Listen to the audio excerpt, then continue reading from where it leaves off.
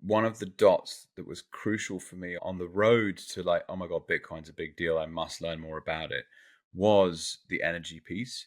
And I had tried to found a Mm. energy startup in the UK, and we were looking at the demand side response market and how could we help individual retail customers in their homes reduce their energy consumption at certain times of day using behavioral economics and an app that we were building.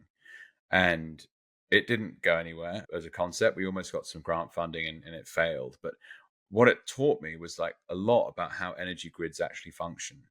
And so when I realized that Bitcoin mining was this piece that could slot in and balance the difference between now Yeah. all of this intermittent power production that's coming online, the solar, the wind, our energy infrastructure in terms of national grids are not built for that stuff. Full stop.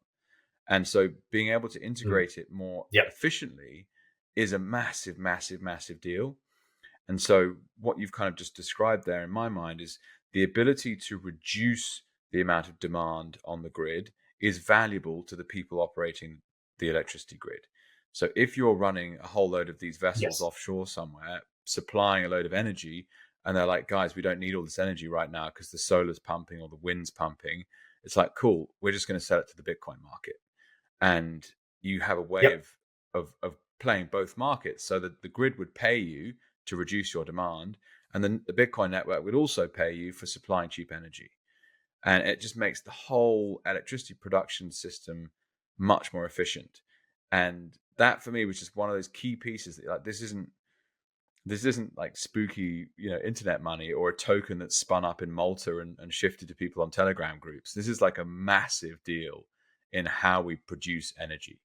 And as you talk Yeah. about this idea, it's like, hang on, I'd only ever thought of nuclear as a probably long-term baseload renewable power.